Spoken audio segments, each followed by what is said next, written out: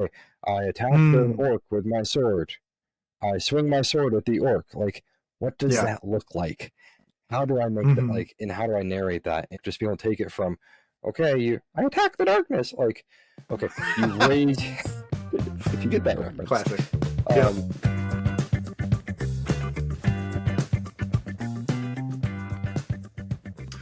Welcome back to the RF Fitness Podcast, brought to you by the by therffitness.net.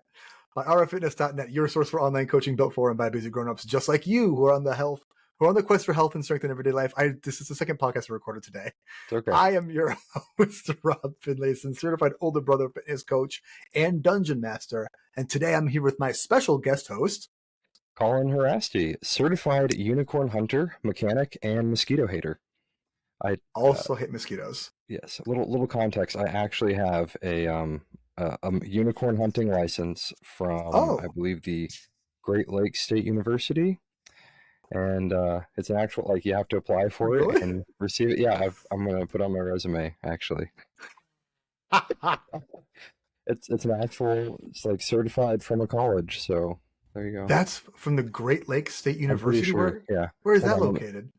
I think it's probably right down the road from you, if I had to guess. That's what I would think. Yeah. Official unicorn license. Oh, LSSU, not okay. Hold on. Lake Superior State University. Lake College of Superior Sault State Ste. Marie, Michigan. It's in Michigan. Okay. I mean, all those little states kind of blend together, you know. So anyone that's, they're not on the Superior Lake, so fuck do I know? Yeah, there we go. They're on the inferior lake. So, Colin, today I brought you one because you're a cool guy who's fun to talk to. Thank you. And two, because I wanted to talk to you about Dungeons & Dragons today. So don't log off, guys. If you're listening to this and you don't play Dungeons & Dragons, you're intentionally part of this conversation, part of this audience. Because, like I was saying just before we started recording, what I want to do is to sort of create an attitude of accessibility towards people who have not tried Dungeons and Dragons before, and especially people who have tried it and have not tried dungeon mastering before. Because Colin, you are also a fellow dungeon master. Yes, sir. Correct. Yes. So I wanted to get started with a couple of questions here. Let's see so Dungeons and Dragons. Colin, how would you describe it? How do you describe it to non-players? Like, I'm sure there's been a time when someone's asked you about it. Like, what's your spiel? I'll be honest, it kind of depends on how old the person asking me is. Sure. They'll change it a little bit. Especially folks kind of around or near our age. Like, do you ever watch Stranger Things? Yeah. And that's my little segue into it. Or I'll ask, if you played Skyrim or any like World of Warcraft or any like role playing games, so I can kind of like contextualize it for, or MMO or RPG, video game RPG. Mm-hmm. But my general broad elevator pitch answer, which is probably what you're actually looking for, is Dungeons and Dragons is it is a game that is designed to help you tell stories with your friends within a framework of rules that keep it from going too far off the rails. It is not a game where you're playing against other players. It is entirely collaborative, and you are all working to build this story together within a world that's kind of created by the Dungeon Master, which is the role I usually take on. And that's kind of my 30-second elevator pitch of D&D. I really love that angle of providing the context of like Skyrim, because I feel like most people in our age range, like millennials, everyone knows Skyrim. Everyone's played Skyrim. Even if you're not a gamer, you're probably at least passingly familiar with it.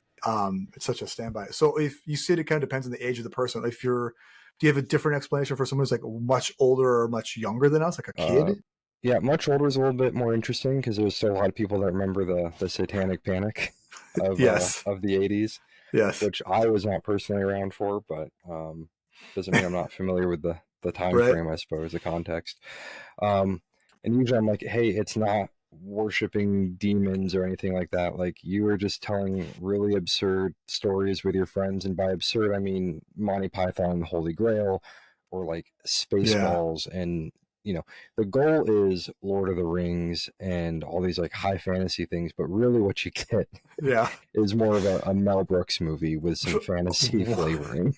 Um, 100%. Yes, that's also which very extremely accurate. generally for older people, I know who Mel Brooks is and what a Mel Brooks film is, and that makes Yeah. sense to them. Whereas like younger folks, it's more of the, especially like about 10 years younger, it's more of the Stranger Things or Hmm. Skyrim or things like that. And then for Hmm. kids, I'm like, it's a game where you roll dice and make up like pictures in your head. Basically, you get to play pretend within a Yeah. very specific set of rules. But I'll be honest, I haven't had a lot of kids ask me. So It's a tough game. It's a tough sell for kids. I know a lot of people. I have a really good friend of mine who plays or has played Dungeons and Dragons with his son, who I want to say hmm is like 6, but the same age as Olivia, and he says he loves it. And I yeah, just recently, I've been working on this project this game that I play with Olivia that I think I shared to our group chat, our you did. DM I group haven't chat. read through Yeah, it yet. I keep meaning to, but I have. yeah. It's there. It's a quick read. But it's Gardens and Goblins, and it's like this mega peeled back version of D&D. So we still use Perfect. D20, and there's still like skills and Yeah, all this stuff. Like yeah. there's 4 skill stats, and I intentionally made everything like words I think she can read and math I think she can do. So your skills are Okay. strong, quick, hardy, and wise, and Okay. everything just builds on that. There's no I like love it. modifiers. You get a skill bonus to that. It's like a +3, whatever. That's a whole Right. other episode. But with that make a scale back version, Yeah. she like gets it. Like she Sweet. understands this is what we're here to do. I roll the dice, a thing happens or it doesn't. There's turns in combat. Like I'm playing a character, which is it's really cool to see her do that. So Awesome. because obviously we had this child and I was like, I need to play Dungeons and Dragons with this tiny human being as soon Right. as possible. Absolutely. And it really feels like that, like probably like middle school might be like the best age to jump in on Yeah. something like that. Yeah. That's kind of what I'm thinking as well. For like the middle school age, I've actually run D&D with a couple different high school clubs. Oh, cool. Yeah, which has been a really cool opportunity. And very different flavors at like the different schools too. Even though like Hmm. similar age range, just how the kids interact with it has been so different. Interesting. Which was pretty cool. But yeah, I really need to read through the Gardens and Goblins because I can't count how many times my goblins, as I refer to my children. And actually, I believe you might Yep. do that for I Olivia do as as well. well. Yeah. Yes, she's the Uh, goblin. as I, with them, I've gone through it a couple times, where and they've asked me like, "Oh, well, can I play Dungeons and Dragons with you?" I'm like, "I would love that, but you won't like do your basic math for school, so like I don't know that I can trust you with a Right. 300-page rule book." There's a So lot. It's so much homework. I think yeah, people have like adults already. People I know with college degrees are like, there's so many rules. I can't make heads or tails of this, which is a totally fair assessment. right, which I mean is fair, but that is, I will admit, that is something that this is not accessibility. This is like personally I have a hard Hmm. time understanding that because I got the books. I'm like, cool, I'm going to sit here and read these. And I read Yep. through all 3 of the core books, like when they came out in 2014. Oh And yeah. I am very fortunate in that like I have a near encyclopedic knowledge of the rules. Hmm. But it took me a long time to realize that like that is not the norm. Like it took longer than it probably should Right. have for me to realize that that's Sure. not something that just anybody can sit down and do. And so I'd get so frustrated with my players. I'm like, you've been playing this character for 2 years. How do you not understand how this works? And not realizing that like Yeah. that's on me, right? That's not I. So so in your defense, Colin, I Right, think that's a fair gripe to have if someone has been playing a character for 2 years. right. I think if you've been playing a character for 2 sessions, you should have a pretty good handle on what their abilities are, what Wow. their skills are. I mean, if you're an adult, like again, if I'm Right. playing with like a kid or whatever, Yeah. if someone who has zero like background experience with an RPG at all, Yeah. you obviously get a lot more leeway. But if it's like my friends who have been playing with since forever, since Right. 2014, it's like, how do you not know what your cleric spell is? How did you not know Yeah. that you can change your cleric spells every long rest? Right. This is some It's not. It's right you've there. been a cleric 7 times. I've been Yeah. there when you do it. And don't get me wrong, I love my players, but they Yeah. are not like inherently D&D people the way that I consider myself a D&D person. Yes. Yes. And I will also, in their defense, we've been playing seasonally for Hmm. what, 6 years now, so it's summer, that it's bright out. It's going to be this bright for about a month at least. Yeah. Um, and so trying to get a bunch of busy adults in Alaska together to go and play D&D doesn't really happen. And I Right. know that's something we've discussed before, but for Mhm. anybody just joining us, um, Yeah. so in their defense, like there's these big months long gaps where we're not playing, where they're not looking at the character sheet. And again, I have to remember that just because I read through all of the books, Yeah. that's not a fair expectation for them. Mhm. Sorry, so not that part's not accessible. That's on me. Sorry about that, but I actually I do think that's a really good point because I did the same thing, and my good friend Tristan, who is the one who plays with his son, did the same thing. okay, And I have other friends who are very interested in Dungeons and Dragons. They love playing it. They might have a source book or two, but I don't think they've sat down and like obsessively read it cover to cover like gotcha. me and you and Tristan has. Okay, And I think part of that is like, because the part of this, the other part of the accessibility that I want to make this episode about is one towards the people who have never played Dungeons and Dragons but are D&D curious or right. die curious, maybe. Happy Pride Month, everybody. Love that. Um, and the people who do play but think that maybe they're not cut out for being a DM, or like the bar is too high, or like Yeah, it's just not accessible to them, whatever. I think a good sign that you would be good at being a DM is you are someone who has sat down and read these things almost cover to cover just because you find it so fucking cool. yeah, Like absolutely. if you were this like if you can be that absorbed in the rules of like how to jump in Right, this game, you have the necessary skill set, which is I don't know what exactly, right. to at least A touch of the apply tism. a touch of the tism, right? It takes a little bit, Just a little bit. just a dash is enough. Because Uh, you want to know the rules, you want to know the lore, you want to yeah, know what every monster does, yeah, because it's really cool. It's super yeah. interesting stuff on purpose. They write it that way. They And do if it lights up your brain, like I think that's a really good sign that you should try out DMing. And that's for sure. it's not as scary as you think it is. And on that topic, like that is one thing that I like. Hats off to the writers of that book, because it has so much voice, like so much author voice for something that Yeah. is an instruction manual. But you can hear like the little jokes, the little nudges, Hmm. the nods and stuff. And I'm like, this is it. That is very difficult to pull off in actual like Yeah. fiction, much less, but like in a basically a cookbook for dice, and Essentially. and they do Yeah. so well. Um, Yeah. so yeah, hats off there. But yeah, one of the things like, so what do you like about D&D? What really like why do you keep coming back after Right. years Well, and years and years? that's a really good question. It's something I kind of think about a lot. I think D&D, I might have talked about this before, but I think D&D is something that I probably should have found like when I was in middle school and high school. But I didn't touch it until 2014 when 5e came out. But I think the reason that I love it so much is because I am the dungeon master and I love telling stories and being Yeah, descriptive and being like I've said before that that one. I have a creative like urge in my body. Like I have to do like as much as I'm a physical person, I need to get my wiggles out.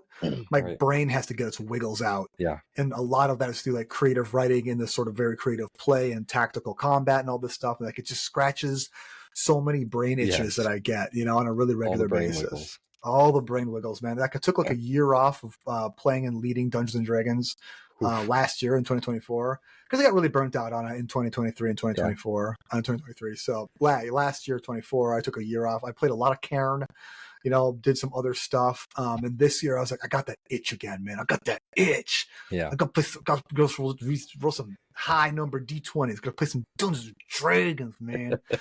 And I think there's something because I mean I had a lot of fun with Karen, and I still plan on playing Yeah. that and Karen's introducing new fun. players to it. Yeah, Clarence is great. But like the thing about D&D is that I think one with my particular friend group, there's already such a sort of like shared experience, shared vocabulary there. Yeah. So there's a lot of shorthand to getting the message across of like what I'm trying to accomplish with a description or a character or a scenario or like here's what magic does, that sort of thing. And I think the way, at least in 2014, because that's the game I'm most used to, this 2014 rules are Yeah. really good for building like a continuous narrative, which Cairn Yes. is not super procced for. It's better for like Well, short term stuff. Yeah, well, especially since in Cairn you're just going to be dying after a session or two anyway. Like it's not set up for heroic narratives. It's It really fun. isn't. Yeah, Don't get it's it's fun. so much fun, but it's not the same. It's very much the Dark Souls of Yes, Dungeons and Dragons. It's really, you die a lot, you get hurt yes, you really do. hard, you get really hurt really fast in Doesn't Cairn. take much. No. Yeah, which I like about it. Yeah, and Yeah. I think you said the right word, the heroic narrative. You know, it's the heroic fantasy of it Yeah. that I really really enjoy. And I think there's a lot of people who say you could take the 5e engine, run anything with it, and I think you could probably run a lot of things with it, but not anything like a It's western or like a sci-fi. it's just I've tried, Yeah. and it's just not set up for it in the same way like a game like Fate actually would be I think a Mm. better you there's some things that Fate does better, there's some things that D&D does better. Mm. D&D is really good at being Dungeons and Dragons in Yeah. fantasy Western medieval Europe. It Mm-hmm. that is what D&D is. But trying to apply it to other things, it doesn't have that kind of flexibility baked in the same way that some other systems do, in my opinion and Mm. experience. It doesn't have the same levers you can pull that you see in other game Mm. systems. But sorry, that's probably a podcast episode on its Right. own as well. Like There's been plenty of content built around like what should you play that's not Dungeons and Dragons because you want to do a right, specific absolutely, thing. Yeah, yeah. yeah. It's definitely the 5e engine is a really powerful, versatile tool And for this type of relatively game, simple too. which I Like think is part of the beauty and the power of it. yeah, Yeah, is that it is so simplistic, which is for funny to sure. say because I was just saying how complicated it is. Right. It Right. with the curve that is tabletop role playing games. Right. D&D 5e is pretty simple. Yeah, right. I mean, people who are like, well, if you don't like 5e, you should just play Pathfinder. I was And like, you're like, that's not better. But I don't want to do no, fucking calculus for my right. game time. I don't Like, need like a pivot tables to run my character. Like that is not that's no, dude. you're taking some of the fun out of it. Yeah, there's already enough homework. This is like homework the game, Right. Yeah. but in a If I, fun way. It's the homework you like doing. right. If I have to bring my laptop to play my character effectively, I don't know if I don't know if I want it. Right. Like I have to a graphing calculator out with me every time I go. Right. Yeah. So Anywho. how we most often do it? I think that kind of rolls into like what's your style as a DM? What would you describe your style as a DMing? Okay. Oh, stylistically. Oh, okay. Are we skipping down to the? Okay. Sorry. I'm You're good. trying to follow the bullets. As far as to quickly answer that last one, though, how I most often play is in person. Yeah. Mm-hmm. We kind of touched on that a Yes. little Yes. bit, and then I think I sent in the Discord. And if you guys haven't, if not in the Discord, it's free. You should join. Totally join the Discord. I sent some pictures of the virtual tabletop I ended up building. So we actually have like maps and a grid on it. Oh yeah, But that thing we is still have so our rad, miniatures. dude. Thank you. Yeah, I made that. It's very um, cool. and it's got like a dedicated little Raspberry Pi, which is a hobby computer. And if you can't tell, I'm a freaking nerd. Um, but I've got a little dedicated hobby computer that runs the screen Mm. and the display and stuff. And so my players, they all have their miniatures and stuff, and they've painted them and put all because that's another part of the hobby because they're Mm-hmm. nerds too. And they can put them on the plexiglass on this tabletop, and then we can just kind of move the map for them and get into the combat and stuff. But it lets me So cool. really like display stuff. It's a lot of fun. They've been asking me to do it for years now, and I finally it's like okay, and then I did it. I was like, that wasn't so bad. This was kind of fun. But Huh. with the caveat, one of my players, I'm like, you are map person. I do Oh. story stuff. You do map stuff. I'm like, here's the type of map I'm looking for. Go find Mm. it. But we've managed, and I've got one person. They're my initiative tracker person, and like one person's kind of Mm. designated note taker. So I've given like little sub jobs to everybody just for my own RAM, basically. Like Yeah. let me do this stuff. This is stuff I don't need to do that you are qualified to do. So like here you go. So yeah, I guess kind of segueing into what my style as a DM Yeah.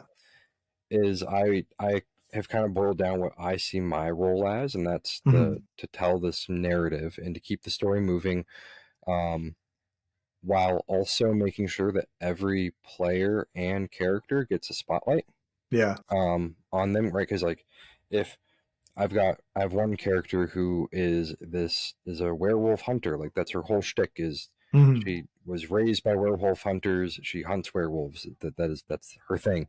Yep. Awesome.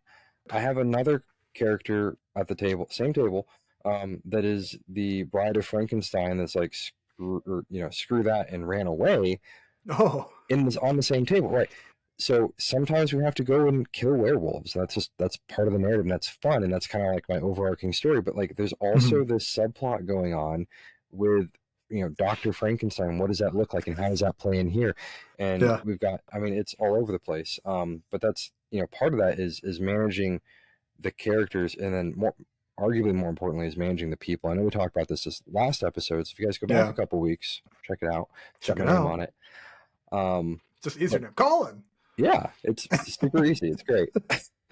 um, but with that is managing those personalities, right? Because Yeah. again, as I mentioned in the last podcast, like um, three of my players, like they're husband, wife, and their daughter, like their adult Yeah. daughter, and so managing those personalities and frankly, like a lot of I don't know if the baggage is the right word, but like that history that they all have Hmm. of Hmm. outside of the gaming table, outside of any me ever being in the picture. Right. Um, how do I make sure that mom's not, no, you need to go do this, or it's like, well, hold on, like that's her character, let her character make that decision. Right. So a lot of that Are was they? kind of Are like they? I'm sorry. Are there other characters related at the table? Are they in a their family? character. Actually, no, I think in one of our first seasons, the husband and wife characters were related, Hmm. or were actually like married in the game, if I'm not mistaken, which led to, it was interesting.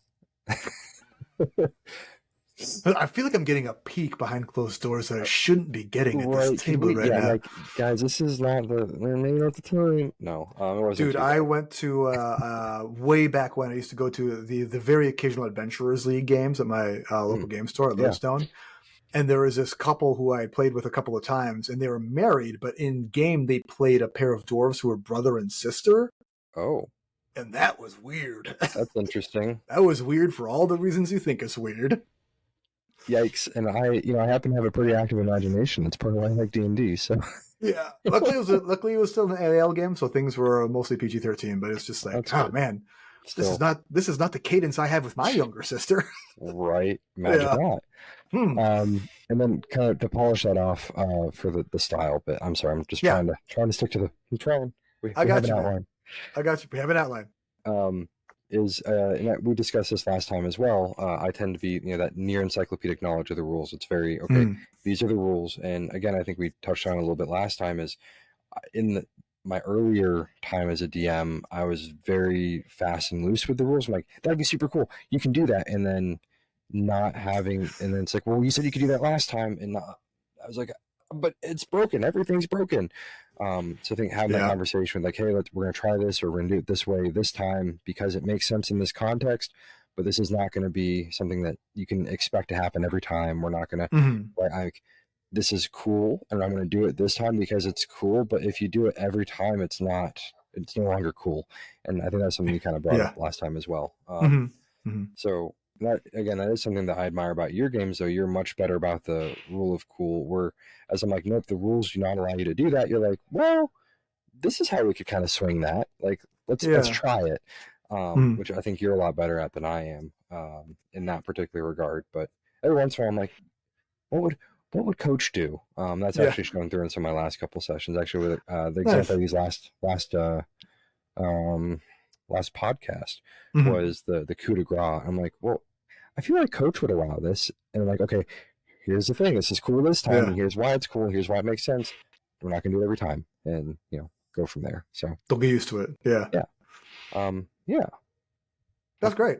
I yeah. love that. That's such a smart idea. You brought it up a while back here, but it's such a smart idea to like assign players like over the table jobs, like Oh note yeah. taker, map finder. That's so fucking intelligent, dude.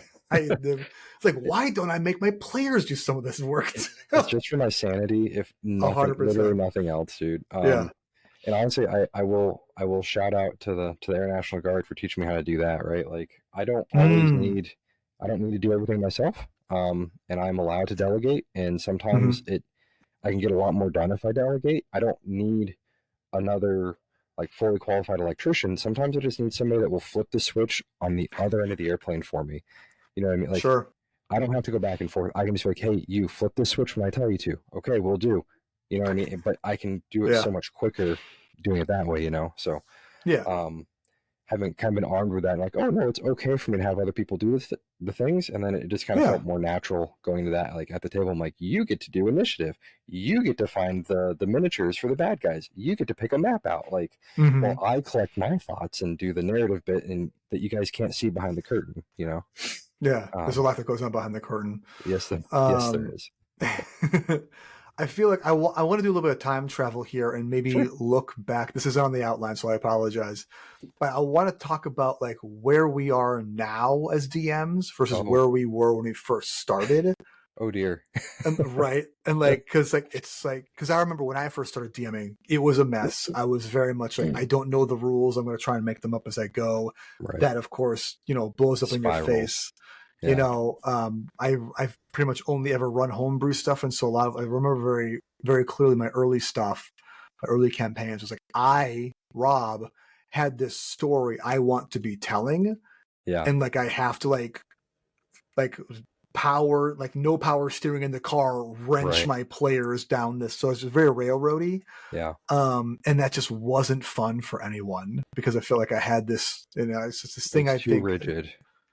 yeah, it's very rigid because Yeah. like I had the story that I wanted to tell because I had this huge vision or whatever. And I've seen Yeah. posts on, the Reddit or whatever about like, I have this vision that I want to do as a DM and this whole arc and this world and this lore, but my players just don't engage with them. People are just like, you're describing a book. Right. Yeah. Go write a Write book. a book. Yeah. That's not D&D. That's go write a book. Yeah. Write a For novel. sure. No, Yeah. So where do yeah. you think you were then? Like, what was that like versus compared to what you just described? I mean, I think I'm starting to think this is just a common, Okay.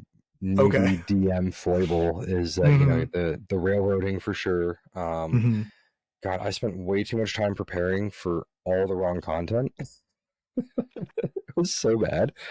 I think Yep. when we were just kind of getting warmed up before this, you're talking about how people, think being a dungeon master is it's a whole part-time job, and I was Yeah. treating it like a part-time job, Oh yeah. and I really wasn't focused on the parts that mattered.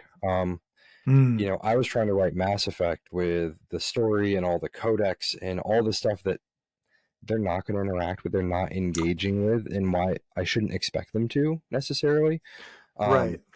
and so, something that really changed my whole viewpoint, and something a resource I recommend to any new dungeon master is Sly Flourish's Return of the Lazy Dungeon Master. Ah, Um, yeah. and it took my prep time down. I might spend 3 hours before a session prepping, Hmm. maybe. Um, And and how some of the long are your sessions usually on average? Would you say? Yeah, no, that's a good question. I think on the short end, they're typically 4 hours, but Hmm. I think we're averaging closer to 6 or to 7 for. But with that, caveat, that's in the winter. That's meeting every other week. That's on a Mm. weekly session. And sometimes my prep time goes down, right? Like especially going into the season, that's when I'll see like that 3 hour prep.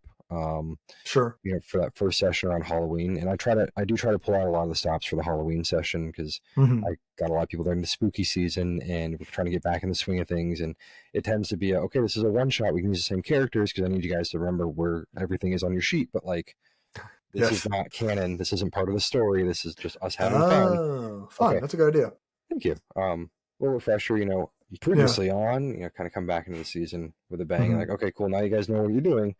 We'll see you again in 2 weeks, kind of a thing. Sure. So that's where I get like a lot of the bigger prep. But then I think with it, and a lot of this I got from that Return of Lazy Dungeon Master book. Yeah. Um, I can prep an encounter, and I can say this encounter it's gonna be a hag in the hag's hut in the middle of the woods, and my player's like, we're gonna go to the beach, and I'm like, that okay. But the thing is, Shit.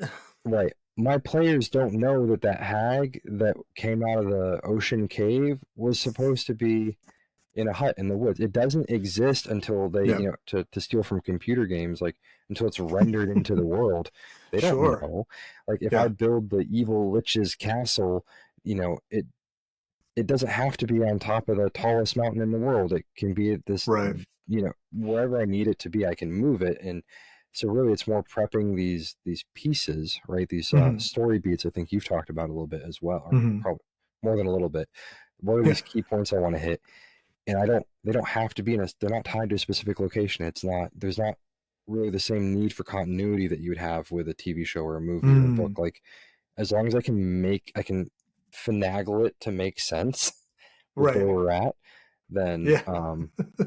that helps. And then something too, like, and this is maybe not something for everybody, for Mm, every DM, not maybe not for every group, but there have been, I think, 2 or 3 times throughout the past couple of years where with my players have been, look, I just like, look, guys, we are so far off of anything that I have like prepared at this point. So like, go potty, go yeah. take a smoke break, like, Yeah. give me 30 minutes to figure this out. I'm sorry about the suspension of disbelief, but like, we're gonna have to like, we're gonna call cut. You guys are gonna go away. Let me think for a little bit. We're gonna Hmm. come back, and then I can kind of lay out. Okay, so we are moving from set A. We're now on set D. We're gonna just kind of move the pieces a little bit because I want to keep this story going and I want to keep this engaging for you guys because clearly I did not put like usually it's like I didn't put down the pieces well enough for a way that like they could pick up on them. And I'm like, Hmm. okay, so we're gonna reset. Here's what your character should know at this point. Here's where you're at now. Here's where the general direction you're going. And my players have been very forgiving with that. I would Sure. say I wouldn't lean on that too heavily. I wouldn't be like, do this all the time because that's not No. fun. That's not fun for me. But sometimes like I gotta be honest with you guys, like I'm not where I need to be with this. Um, Yeah. and I've received a surprising amount of grace with that. So I think anyway, that's really good and really important to be able to have the communication with your table. I think if DMs are comfortable enough to have that level of like candor with their players, like you're almost always going to get some grace back with them because yeah, if they don't like it, you run a fucking game. You know what I'm right, saying? yeah, Especially if you're yes, playing for like 6 hours, that's a long time. it Four, is even 4 hours. Like our games are usually like an hour and two, a half, yeah, maybe 3 hours at the yeah, longest. yeah, Even when I run sessions like for our stuff, like back when before any of us had kids, we'd play for like 4 or 5 hours, whatever. uh, And that was a whole different ball game from it is right now. But yeah, for sure, yeah, like when you're running the game, especially for like the longer it goes on, the more intense it becomes. yes, It feels like it's like you're putting on a play, right? Like yeah, a live show, yeah, and your players are these main characters who the audience, whoever who's just each other, is there to right, see. And you, the DM, are the director, the writer, the extras, the stage manager, some of the other characters. You yeah, provide the scene, the lighting, all this stuff. It's a lot of hats to wear, and like sometimes, yeah, I feel like it is good to say, like, hey guys, I gotta take a right, breather. yeah, I don't know what the fuck's going on. and And I that. think, Oh, sorry, go ahead. go ahead, please. No, you're on a roll. Okay. Keep going. All Yeah, right. I will continue to roll. And I think it speaks to the wisdom of experience of a DM who's done this for a long time to have the wherewithal to say, "Hey, pause. Let me plan our next few steps," rather than just trying to barrel through yeah, and have really bad D&D. Because I think one of the universals out there that a lot of people don't really realize is that no Dungeons and Dragons is better than bad Dungeons and Dragons. yes, that's very true. I'm glad you said it.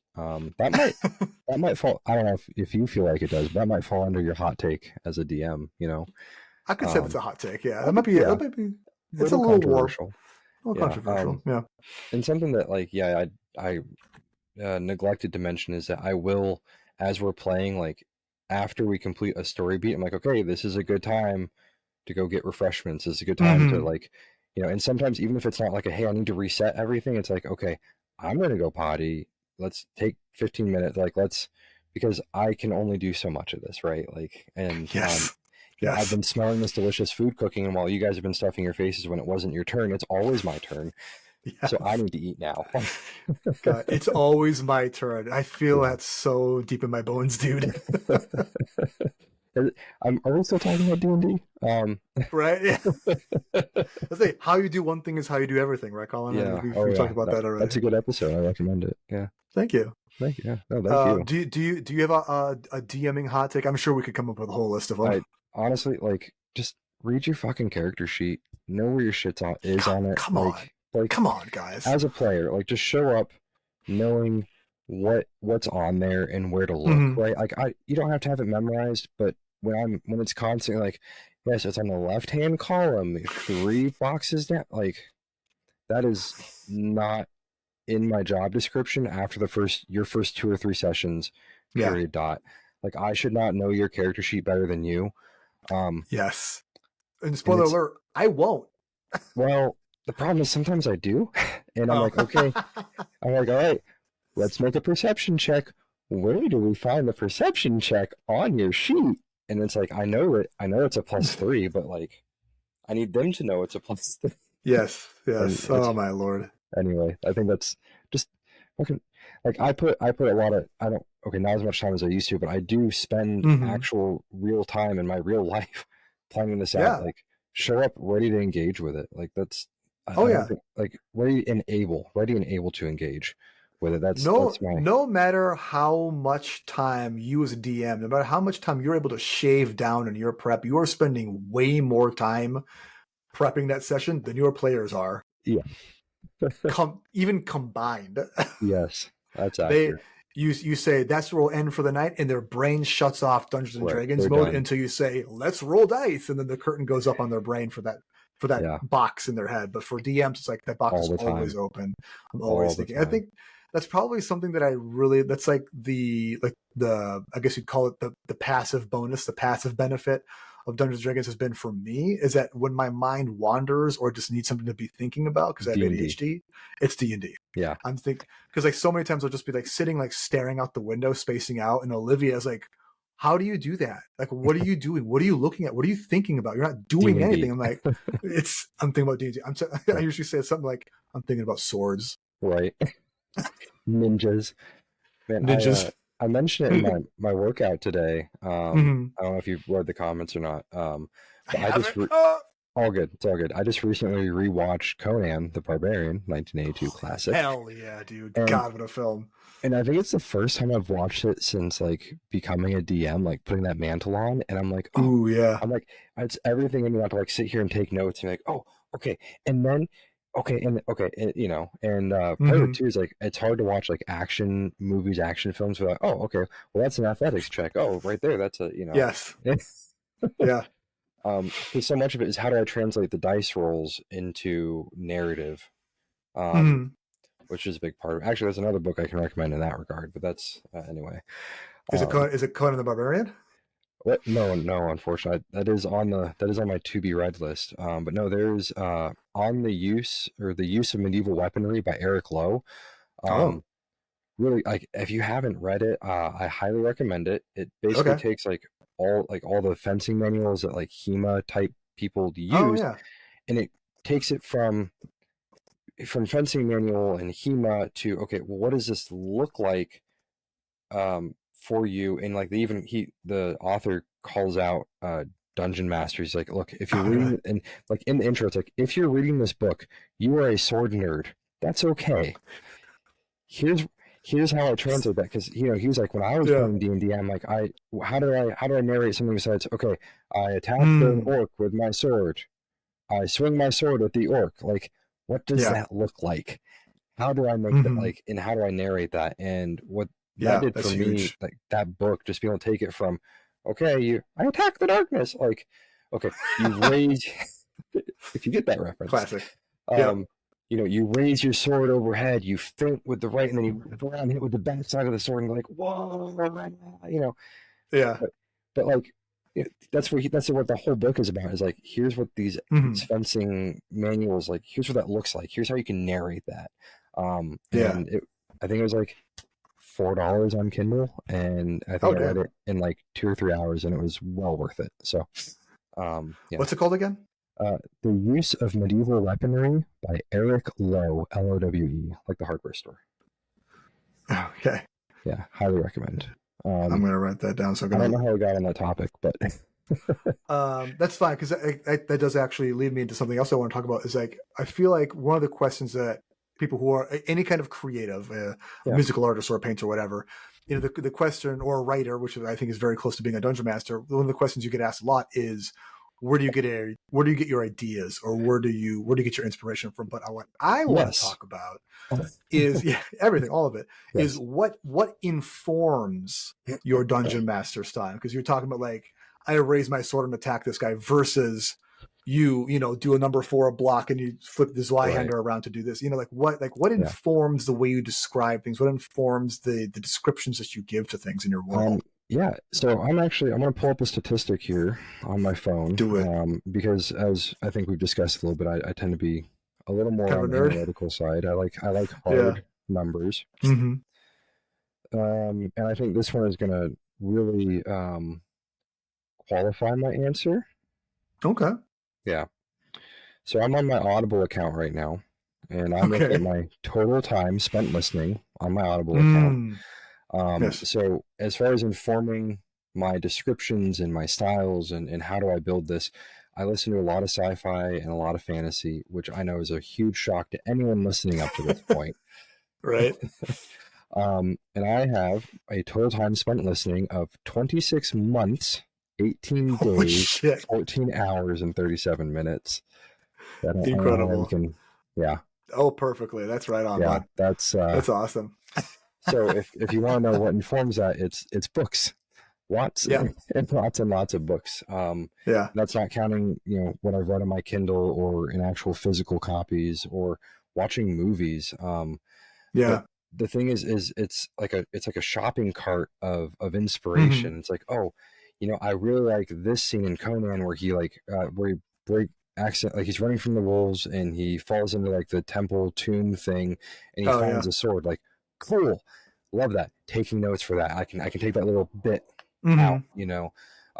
Or if I was trying to think of another recent example, but um, just any media that inspires you and like that you take enjoyment out of anyway that you can Yeah. pull in and just take bits and pieces and change the paint on it a little bit, change the flavor a Mm-hmm. little bit, but throw it in there and kind of recycle it. Like, there's no such thing as an original story, right? We're all just Right. retelling the same stories. Yeah. um, that's okay. Like, and that takes some Yeah. of the harder work out of it. And like, I generally come up with like my plot lines on my own, but Mm-hmm. sometimes I'll take these little bits and pieces that I liked. I'm like, ooh, shiny, put that in the cart. Ooh, put Yeah. that in the cart. But Yeah. I still had to pick what store we're in, right, to kind of keep with the Ooh, analogy. I like that analogy. That's very nice. Yeah. Thank you. One movies, because I get a lot of movies too, because as an action person, so a lot of the way I like to describe things is very like visceral and like in your body, Mm, because that's sort of how I personally like experience reality, is very physically and viscerally in my own yeah, body. I'm very in touch with my physical I know we've self. talked about that a bit. Yeah, Yeah, just a little bit. It's almost like I have a whole podcast about moving around. weird, crazy. Yeah, but like doing martial arts and stuff like that Yeah, specifically, which is I think is part of why I enjoy so much playing martial characters, because I have actual yeah, martial martial arts. experience. Yeah.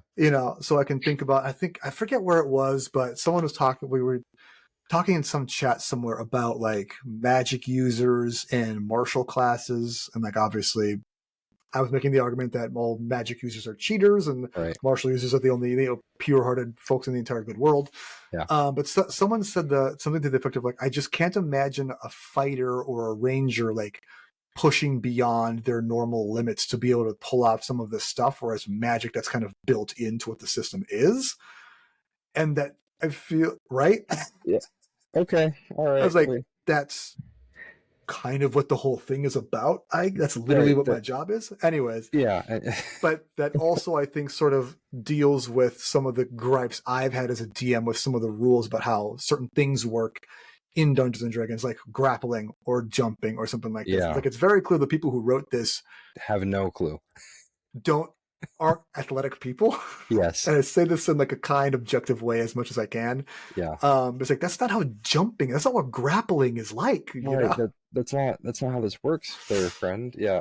That's not how this works, but yeah. So yeah, Yeah. so my thing was like, well, like I can only imagine a fighter pushing beyond his normal. That's what second wind is. You Right. just like Yes. you get your second wind, like they talk. The marathoners get it. Whatever. I Yeah. digress. No, I But I get so it. that's Go so off. that informs my description and Yeah. therefore my world of things, how I think about stuff. Like I personally don't really like playing Magic users for a myriad of reasons, but as a Yeah. DM, I also don't always super consider them with my planning, both on my Mm, side of things, on the player side of things. definitely Um, challenging. Yeah. yeah, like if I have a player who is a wizard, I don't think I've ever actually played in a game with a full-on wizard before. Like one of my extended campaigns, or like I've had plenty of sorcerers, clerics, whatever. I don't think about necessarily like, oh, well, this needs to be like their time to shine, because my Right. experience with Okay. a magic user is they'll just shoehorn in a moment for them to be the star because they have magic and that's just what it does. Gotcha. Yeah. It's not like a rogue or a fighter or a ranger. I have to be like, okay, now here's like, okay, like the lever is like in this thing, but there's a code and it's about nature, and you have to go through these trees, and then you have to Right. unlock this thing, and the wizard's just like, I cast fireball, and now you're Right. just de facto the center of attention Right. You're like, I because cast you're making fly, an and you're just like, but yeah, you're when does ruining that everything. when does that simply walk to Mordor? Like, yeah, why would I walk? I have the fly spell. Like, where does it get the, Phew. right? Yeah, Like, I get it. Yeah, it's a much less interesting story without the travel time, for sure. because then again, because I don't think about magic a whole lot Yeah. in that way. Like when it shows up with my players and they just use their spells the way they described, it's like I hadn't considered that. Yeah. That's, yeah, fair Now I enough. gotta do this, Now I got to scramble. Yeah, I get that. Now I gotta go. So one more reason for me to hate magic and magic uses. That's my hot take as a DM. Magic sucks. It sucks and I hate it. Makes my life harder. Fuck off. Yeah. Exactly. So That's, I think we kind of covered like how do you get good at DMing? What's the best way to learn it? yeah. Like we talked about like what informs, but like if you Um, had some piece of advice for someone who's new at it or wants to yeah. get into it. Read the books, man. Like that's like Mm-hmm. we touched on that pretty heavily. Yeah. Just read the books. At least know where to find the information. I'm not expecting you to know that you can find. Let's see, what's a good example. Backpacks on page 151 of the player's handbook, where it tells you what your packs are, and feel free to check me on that. Um, but like know where to look, right? um, that's a big one. And then there's so many D&D channels and resources and things Holy out. shit, he's right. It's a page 151. It's a little equipment packs box. Look at this guy go. When I say near encyclopedic, I'm Yeah, not. Yeah, he's not just not saying that kidding. for my benefit. Jesus. Anyway, Awesome. um, know where to look, know where the books are. Right, you don't have to Mm-hmm. have the specific page numbers memorized, but have a good idea where to look. And then there's so many channels out there. There's so many resources out there. I really recommend like the Dungeon Dudes on YouTube. Like just Mm. their how to run the game is phenomenal. I know not everybody likes their like the way they talk or the sound of their voice or whatever, but like the content is there, the knowledge is there, Mm-hmm. in a really good way. So there's resources like that. There's literally books written about it. The Yeah. monsters know what they're doing is probably one of the best. I don't know what Yeah. it is. It's probably one of the, and then you don't have to buy the book. The entire monster manual is free on his blog. The monsters know what they're doing by Keith Ammon, I believe. Mm-hmm. Really upped my game as a DM. For running monsters, and like once I kind of read through that and I knew how to run each monster, like I had a good idea, then I could apply that template, right, the kind of general Yeah. ideas to other ones, to Mm-hmm. other monsters with the same kind of stat distribution.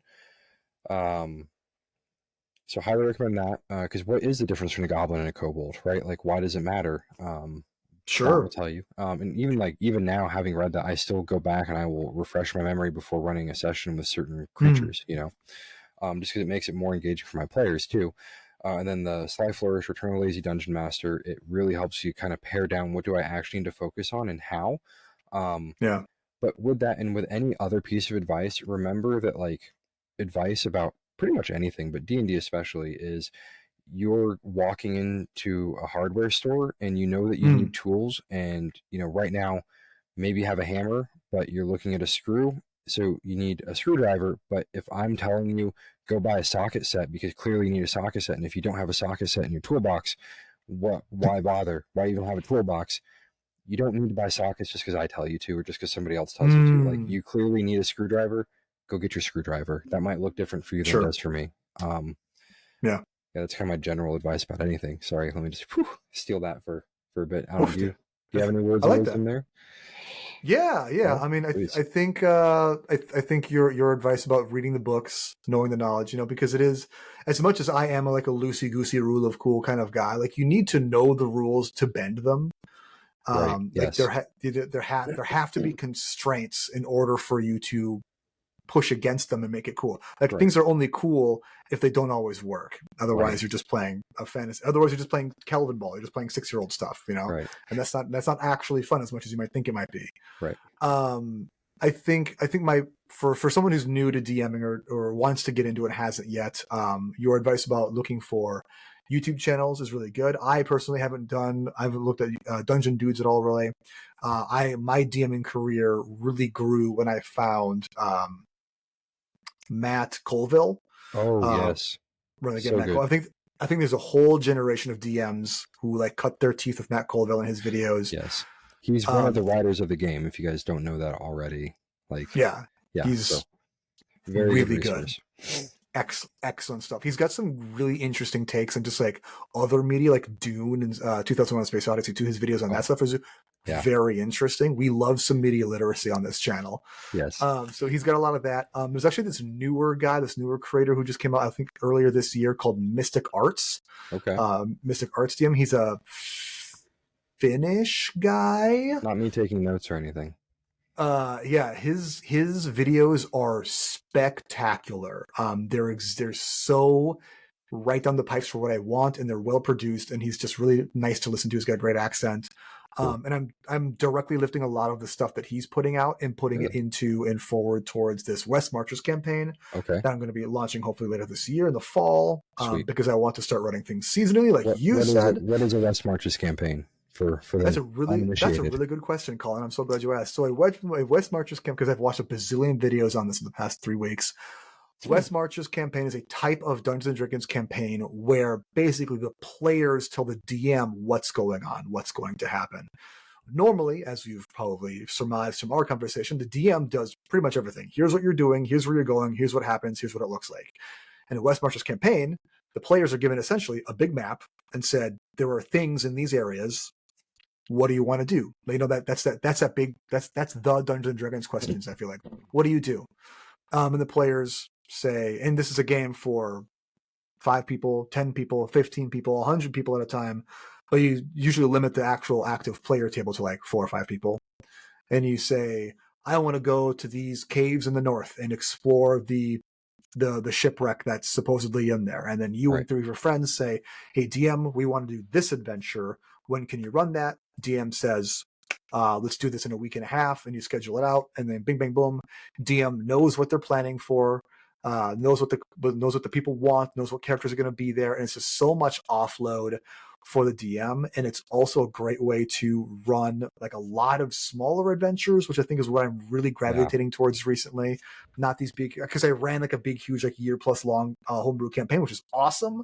But But it's a lot of work, and I think like an adventure is a campaign to me that lasts like maximum of 4 sessions, like 1 to yeah. 4 sessions, and I think that's a really fun way to like chunk out this like smaller narratives that then add up Yeah. to this larger narrative, and you can still, because as a DM, really love like Tie it all world together. building and stuff. It ties it all together. Yeah. So Yeah. West March's campaign, look for that coming from RF Fitness. I want to do a combination of that online. I play mostly Roll20 right now, and getting some on paper pencil people Sweet. as well. So if you live in the area, guys, talk to me about that, because I think running it in like October, November, September, October will be really fun.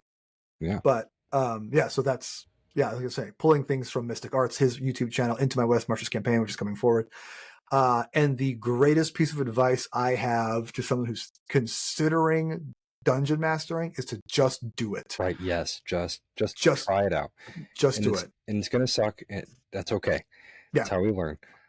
Start with one scenario. I've been working on, it hasn't launched, we haven't run it yet, but it's a community, like a community ed course basically for teaching people how to dungeon master in We were person. talking about that, yeah.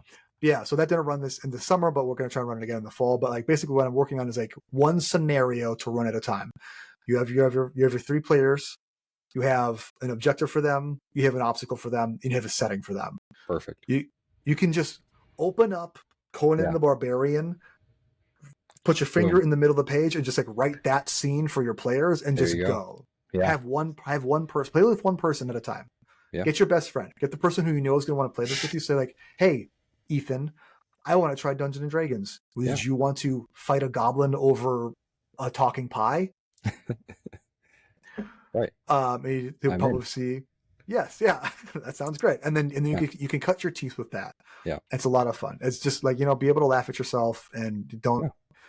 It's supposed to be fun. Don't It take it is. too Yes, seriously. it is. It is supposed to be fun. I know that part of this discussion might sound like we don't have fun with it, but we actually have a lot of fun. That's why we do it. Yes, that's exactly true. Yeah. But yeah, and I think that's something you really touched on earlier, like how much, like what you like about it. It's that Mm-hmm. ability to tell a story, um, and get that storytelling in. For me too, like especially playing in person is like having that social aspect, but like getting to tell the Mm-hmm. stories, which kind of ties into one of your other. I know we're getting a little tight on time. Sure. Um, but one of the other questions is like, how does ADHD factor into your D&D Yeah. experiences? Like, I used to think I wanted to write a book because Mm-hmm. I loved reading books. Like, obviously, I have all these great ideas I need to write down for somebody else to suffer through. Yeah. And I would start and I would quit and I would start and I'd quit and I'd start and I'd quit and Mm-hmm. I didn't have that follow through I really needed. D&D solved that for me because Yeah. I can do these little adventures, that Mm-hmm. take 3 to 5 hours to run and get through and tell a chunk of a story. And they don't have to be immediately connected to one another, right? Like today we can Mm-hmm. go hunt werewolves, and this next day we fall into a pit full of spiders, which my players are still mad at me about. Um, and the next day we can keep tracking down werewolves, but this different rumor about them. And then okay, well Mm-hmm. now over here we can run into this random trapper in the woods, and he's going to help us, but only if we do a job for him. Um, but I can change like the tone and sometimes even like the whole setting pretty liberally while Mm-hmm. still maintaining the same thread of characters and players. But it lets me tell these stories. So if I'm playing a bunch of cyberpunk on my computer and I want to tell more of a, Mm-hmm. that kind of a story, then I can, Yeah. for a session or two. And then if I'm playing, if I'm doing Conan, I can do like a Yeah. Conan theme session or two and get these stories and tie them together. And as long as I can kind of string it along generally and it kind of Mm-hmm. mostly makes sense and my players are having fun, like that's it. But I'm not That's all that tied. matters. Yeah, I'm Yeah. not tied to this, months long slog of trying to write a novel or whatever. Like I Yeah. can still tell the story, but I can tell a bunch of stories together. Mm-hmm. Um, Yeah. which that's a ADHD and why I like D&D. Like they play Yeah. well off each other. And I think that actually dovetails really nicely into a lesson I've had to learn myself, probably honestly in the past 2 or 3 years with Dungeons and Dragons, and I think it plays into having ADHD as well. Because I think when you have ADHD, especially when you try and do something, you expect there's a big expectation to be good at it right away. Right away. Yeah. Yeah. Not even necessarily perfectionism. I think a lot of us still suffer from that too. But it's like if I'm not good at this right away, It's not I worth my fucking time. I suck at it, and that's not Yeah. worth my time. Yeah. So I kind of struggled with that in that I was writing these campaigns, writing these modules, writing these scenarios, adventures, descriptions, whatever, in a way that was like stressing me out. That I'm putting so Right. much effort in, but then I had this realization that like no one's gonna read these. Yeah. No one's paying me for this. Right. No one needs to know what this looks like behind the screen. Literally, the only people who will ever experience this, the only recording there will ever be of this, is in my players' memories and Right. my own. It is completely ephemeral, and that was like honestly kind of difficult for me to like let go of. Like, I think because I Yeah. had this idea of like doing a podcast, an actual play podcast, and Yeah. writing a book, and like writing settings and writing all this stuff because it's like what I want to do. That's what I enjoy Yeah. thinking about. But the Yeah. reality of it is like good art. It is ephemeral to the person experience. It is the experiencer experiencing it. Yes. Yeah, that's how it happens. Yes. Like the point of the game is that we are playing it, not necessarily Right. that anyone ever reads it again or pays me money for it or that I get 1,000,000 followers on YouTube because they like We're my werewolf playing it story. together. Like that's Yeah. we're right. And that this moment is the only moment like this that's going to exist. And that's part of the Mm-hmm. beauty of it, really is. Yeah. Yeah. It's all in Yeah. our brains. It's all mental, guys. Yeah. for sure. When man, that's something that's kind of fun too. Though, like years later, like I've actually Mm, walked into some of my players like having a conversation with somebody else that is also kind of in the know about like D&D thing, and they're like, yeah, mm. and so here we were creeping around the back of this mansion, and my character goes up and out of the pool rises this zombie beholder, and I was like, oh, I know where this is going. But like they're talking about like it's an actual memory, like they experienced it, Yeah, because a lot of times it's not my character, it's I walked around the back of this mansion to the pool and this zombie beholder. Because a yeah, lot of times, if you're doing a good job as a DM, your players are not playing a character, your players are the character, right? In that yes, moment. yeah. Which is kind of that suspension of disbelief I mentioned a while Mhm. ago now. So anyway, I'm all over the place, but Yeah, I think that actually leads up to a good, I think, a good sign off question for us. okay. Do you have a very fond DMing memory, or like a small thing about your experience leading a game that really sticks out to you? Oh man, honestly, there's I could say, can you narrow it down right, to just there's so one? many. I Yeah, think it's at the anytime I finish a session and my players are like hyped about how yeah, much fun that was, how much fun they had, and like I'm like buzzing afterward. I'm just like, oh, this was because you get like a little bit of a high out of it almost. You're like yes, because you're playing off of them having a good time, but they had a good time because you did a good job. hmm, And you're like, oh, yay, like that was fun, yeah. yeah, And sometimes sometimes it's a more somber mood, but there's still like that, like like when we lose a character, and so you don't want to be like celebratory, but there's still that like, oh my god, what a good session still yeah. What though, a good session. yeah. Yeah, yeah. Like that's the only reason I do it, man. I gotta get that buzz out of it. I need that. Y'all got any more of them Dungeons and Dragons? Yeah. Exactly. How about you, man? You got any standout experiences? Yeah. So from the same campaign that I ran a few years ago, this was the Silverjaw Slayers. They're everyone I think who plays in that game listens. There was one encounter early on with Pierre, who was one of the characters was a ranger, and the reason this ranger was on this mountainside is because his father was an NPC who had died there mysteriously. They're there to investigate his Ah, death. And he was there to investigate his father's death, whatever. And he found his father's hunting dog, Pierre. This is okay.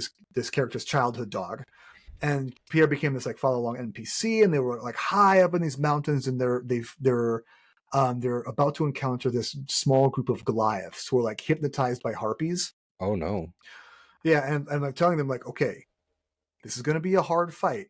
I want you guys to know that like I'm going to kind of start taking kid gloves off a little bit. This is going Right. to be hard. And then we get through there and they're just like making not tactical choices. Like they're stacking up really tight and they're not doing Yikes. things really well. And I'm like, I know what I'm going to do and I hate it. And so I say, one of the Goliaths steps past you and uses his action to grapple and he picks up the dog. Oh. And I was like, and that's his turn. And then they do not address the Goliath holding the dog. And then the Goliath turns to, and he turns around facing the cliff edge and he hurls the dog over the side of the mountain. You just hear a yipe and then silence as Yikes. Pierre careens through the mountain air to his death at the bottom of this ridge. And people were aghast. Like jaws open, like I can't It's believe you fucking. I couldn't believe I just fucking did it's not that. like you didn't warn them though. And then they party wiped in the thing, and then I said, okay, rewind. All of you are standing behind the rock where you were before You this wake fight. up from this nightmare. You, this is what could have happened if you guys didn't play your cards right. You Right. now realize we should take this seriously. And I let them Oh redo that man. campaign that Wow. one time ever. And Wow. so that's the most memorable moment from a campaign specifically for me. But for that one, what really gives me that buzz that you were talking about Yeah. was after the campaign wrapped, I had because we play all online.